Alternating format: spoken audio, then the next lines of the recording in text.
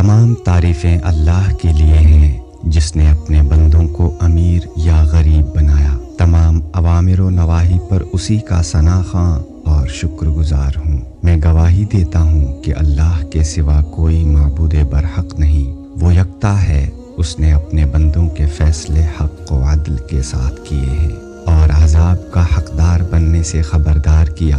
اور میں یہ بھی گواہی دیتا ہوں کہ ہمارے نبی محمد صلی اللہ علیہ وسلم اس کے بندے اور رسول ہیں۔ آپ کی جود و سخا کی انتہا نہیں۔ اللہ تعالیٰ آپ پر، آپ کی آل پر اور صحابہ کرام پر رحمتیں نازل فرمائے جو کہ صاحب عزت و ہمت تھے۔ میں اپنے آپ اور تمام سامعین کو تقوی کی نصیحت کرتا ہوں۔ فرمان باری تعالیٰ ہے، یا ایھا الذین آمنوا اتقوا اللہ حق تقاتہ ولا تموتن الا وانتم مسلمون۔ اے ایمان والو، اللہ سے ایسے ڈرو جیسے اس سے ڈرنے کا حق ہے، اور تمہیں موت مسلمان ہونے کی حالت میں ہی آئے۔ امیری اور فقیری بندوں کے لیے اللہ تعالیٰ کی طرف سے آزمائش ہوتی ہے۔ اللہ تعالیٰ کسی کو فراوانی سے اس لیے نوازتا ہے کہ بندہ حمد و شکر بجا لاتا ہے یا سرکش بنتا ہے، اور کسی پر دنیاوی تنگی امتحان لینے کے لیے ڈالتا ہے کہ بندہ صبر و تحمل سے کام لیتا ہے یا جزا فضا کا ڈنڈورا پیٹتا ہے۔ اسی لیے اللہ تعالیٰ نے فرمایا، کل نفس ذائقۃ الموت ونبلوکم بالشر والخیر فتنۃ والینا ترجعون۔ ہر نفس نے موت کا ذائقہ چکھنا ہے اور ہم تمہیں خیر و شر سے آزماتے ہیں اور ہماری طرف ہی تم لوٹائے جاؤ گے۔ لیکن مومن کی حالت تعجب خیز ہے۔ اگر تکلیف پہنچے تو صبر کر کے اسے اپنے لیے بھلائی میں بدل لیتا ہے، اور اگر خوشی ملے تب شکر کر کے نیکی کما لیتا ہے۔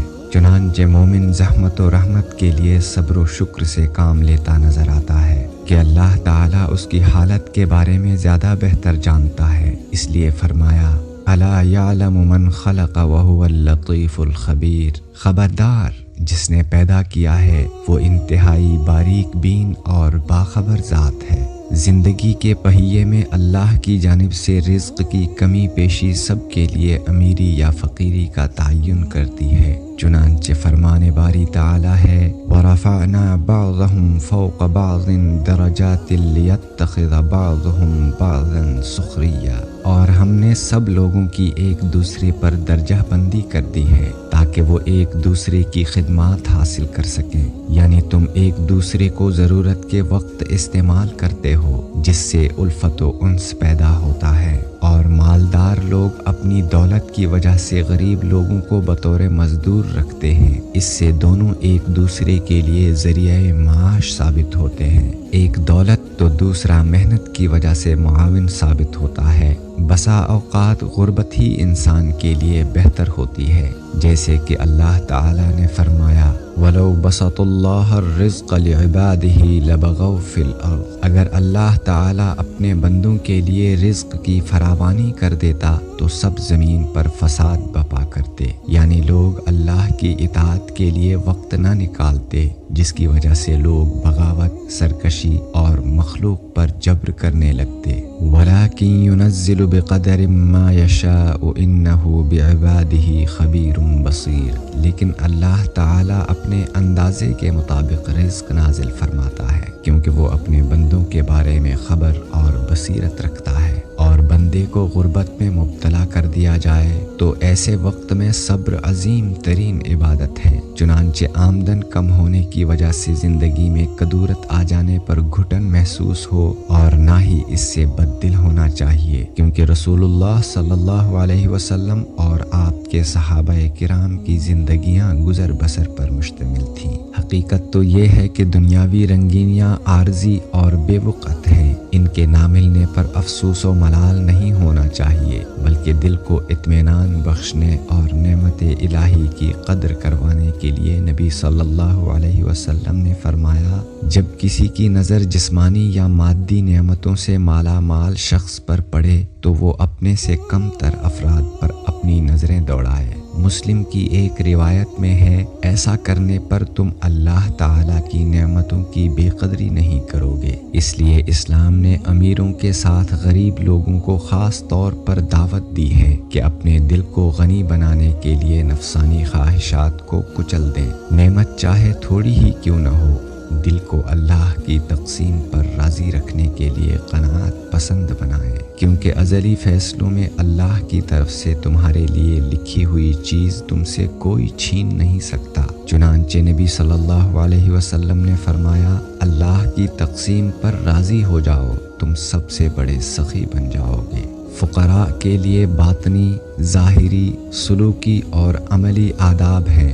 ہر غریب شخص کو ان کا خیال کرنا چاہیے۔ چنانچہ باطنی ادب یہ ہے کہ اللہ تعالیٰ نے اسے غریب بنایا ہے، اس بات کو کراہت کی نگاہ سے مت دیکھے، یعنی اللہ تعالیٰ کی مرضی کو برا مت جانے کہ اس نے اسے غریب کیوں بنایا، جبکہ غربت کو برا سمجھنے میں کوئی حرج نہیں ہے۔ ظاہری ادب یہ ہے کہ عفت و سفید پوشی میں اپنی غربت کو چھپا کر رکھے، شکوے شکایات نہ کرتا پھرے۔ انہی لوگوں کی تعریف کرتے ہوئے اللہ تعالیٰ نے فرمایا، یحسبہم الجاہل اغنیاء من التعفف۔ سفید پوشی کے باعث جاہل انہیں یہ سمجھے گا کہ بہت امیر آدمی ہے۔ سلوکی ادب یہ ہے کہ کسی امیر شخص کی مالداری کی وجہ سے اس کے سامنے مت جھکے۔ چنانچہ علی رضی اللہ تعالی عنہ کہتے ہیں، اللہ تعالیٰ سے ثواب لینے کی خاطر کسی امیر شخص کا کسی فقیر کے سامنے جھکنا کتنا اچھا عمل ہے۔ اسی طرح غریب آدمی کو امیر لوگوں کے سامنے ان کی جیب پر نظر رکھتے ہوئے حق بات کرنے سے گریز بھی نہیں کرنا چاہیے، جبکہ عملی ادب یہ ہے کہ غربت کے باعث عبادت گزاری میں کمی نہ آنے دے اور تھوڑا بہت ہی اللہ کی راہ میں خرچ کرتا رہے۔ یہی جہد مقل یعنی کمی کے باوجود اللہ کی راہ میں دینا ہے، جس کی فضیلت ان صدقات سے کہیں زیادہ ہے جو فراوانی کے وقت دیے جاتے ہیں۔ اللہ تعالیٰ نے غریب لوگوں کی فضیلت کچھ ایسے بیان کی ہے، للفقراء المہاجرین الذین اخرجوا من دیارہم واموالہم۔ غریب مہاجرین کے لیے بھی ہے جو اپنے گھروں اور جائیداد سے باہر نکال دیے گئے ہیں۔ اور دوسرے مقام پر فرمایا، للفقراء الذین احصروا فی سبیل اللہ لا یستطیعون ضربا فی الارض۔ یہ صدقات ان غریبوں کے لیے ہیں جو اللہ کے راستے میں روکے گئے ہیں۔ ان دونوں مقامات پر اللہ تعالیٰ نے اپنے اولیاء کی مدح میں ہجرت اور قید سے بھی پہلے فقیری اور غربت کو ذکر کیا ہے۔ اللہ تعالیٰ اپنے محبوب لوگوں کی مدح محبوب صدقات کے ساتھ ہی کرتا ہے۔ اگر فقیری اور غربت اللہ تعالیٰ کو پسند نہ ہوتی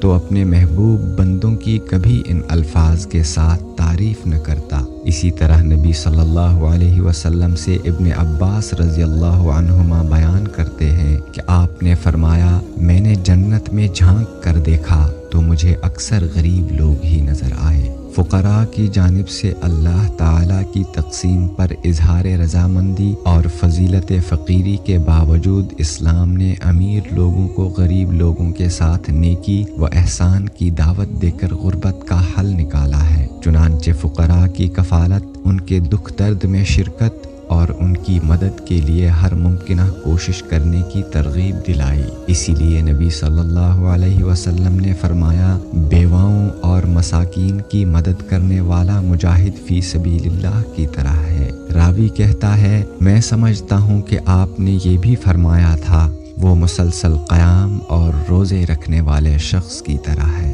اسی طرح اسلام نے غربت کے خاتمے کے لیے بے روزگاری اور سستی کو ایک طرف اتار پھینکنے کا حکم دیتے ہوئے کام کرنے کی دعوت دی ہے، تاکہ غریب لوگ معاشرے اور اپنے اہل خانہ پر بوجھ مت بنے۔ غربت کا خاتمہ اور تلاش رزق کے لیے کوشش، اسباب و وسائل بروئے کار لانا شرعی حکم کی پاسداری ہے، جو کہ ایک اچھی عادت بھی ہے۔ اسی لیے اللہ تعالیٰ نے فرمایا، فَامْشُوا فِي مَنَاكِبِهَا وَكُلُوا مِن رِّزْقِهِ وَإِلَيْهِ النُّشُورُ۔ دنیا کے معاشی راستوں میں دوڑ دھوپ کرو اور اللہ کے رزق میں سے کھاؤ، اسی کی طرف واپس جانا ہے۔ حکم اسی لیے دیا ہے کہ غریب آدمی خود سے معاشرے کا سرگرم رکن بن جائے، اپنی کمائی کھائے، کمر سیدھی رکھے، عزت و آبرو کی حفاظت کرے، اولاد کی عزت افزا تربیت کرے جو اچھے معاشرے کی بنیاد بن سکیں، ان کی تعمیر و ترقی کے لیے کوششیں کرتا رہے تاکہ ایک دن اولاد اطاعت و معرفت الہی کے لیے ممد و معاون ثابت ہو، جس سے نظریں آخرت کے لیے گڑھ جائیں۔ یہی آخرت کی زندگی اچھی اور باقی رہنے والی ہے۔ یہی وجہ تھی کہ غربت کے بعد فراخی کو اللہ تعالیٰ نے اپنے رسول اللہ صلی اللہ علیہ وسلم کے لیے بطور احسان پیش کیا اور فرمایا وَوَجَدَكَ عَائِلًا فَأَغْنَىٰ۔ آپ مالی طور پر کمزور تھے تو اللہ تعالیٰ نے غنی بنا دیا، اسی لیے نبی صلی اللہ علیہ وسلم دعا بھی کیا کرتے تھے، اللہم انی اسألک الہدی والتقی والعفاف والغنی۔ یا اللہ میں تجھ سے ہدایت، تقوی، عفت اور تو نگری کا سوال کرتا ہوں۔ اور نبی صلی اللہ علیہ وسلم نے اپنے صحابی اور خادم انس رضی اللہ تعالی عنہ کے لیے مالی فراوانی کی دعائیں فرمائیں۔ یا اللہ انس کو مال و اولاد کثرت سے عنایت فرما اور اس کے لیے بابرکت بنا۔ فراخ رزق نیک عمل کا پھل ہے، چنانچہ آپ صلی اللہ علیہ وسلم نے فرمایا جو شخص اپنی عمر اور رزق زیادہ کروانا چاہتا ہے وہ صلہ رحمی کرے۔ ایسے ہی نبی صلی اللہ علیہ وسلم نے فرمایا اوپر والا ہاتھ نیچے والے ہاتھ سے بہتر ہے، اوپر والا خرچ کرنے والا ہاتھ ہے اور نیچے والا سوالی ہاتھ ہے۔ دستکاری، ہنرمندی یا زراعت شرف و عزت کا مقام ہے، جیسے کہ آپ صلی اللہ علیہ وسلم نے فرمایا کسی نے بھی اپنے ہاتھ کی کمائی سے بہتر کھانا کبھی نہیں کھایا۔ آپ سے یہ بھی پوچھا گیا کون سا ذریعہ معاش بہتر ہے؟ آپ صلی اللہ علیہ وسلم نے فرمایا انسان اپنے ہاتھ سے کمائے۔ اسی طرح آپ صلی اللہ علیہ وسلم نے یہ بھی فرمایا ایک شخص اپنی رسی کے ذریعے جنگل سے اپنی کمر پر لکڑیاں لاد کر فروخت کرے تو اللہ تعالیٰ اس کے چہرے کو شرمندگی سے محفوظ کر دے گا۔ لوگوں کے سامنے ہاتھ پھیلانے سے بہتر ہے وہ چاہیں اسے دیں یا نہ دیں، یہی بہتر طرز زندگی ہے اور سیدھا راستہ ہے، جبکہ مال جمع کرنے کے لیے لوگوں سے مانگتے پھرنا مذموم صفت اور قبیح فعل ہے۔ آپ صلی اللہ علیہ وسلم نے فرمایا ایک آدمی ہمیشہ لوگوں سے مانگتا رہتا ہے، وہ جب قیامت کے دن آئے گا تو اس کے چہرے پر گوشت بالکل نہیں ہوگا۔ ایسے ہی بھکاری پن کے خاتمے کے لیے آپ صلی اللہ علیہ وسلم نے فرمایا جو لوگوں سے اپنا مال زیادہ کرنے کے لیے مانگتا ہے وہ آگ کا مطالبہ کرتا ہے، اب اس کی مرضی ہے کم لے یا زیادہ لے۔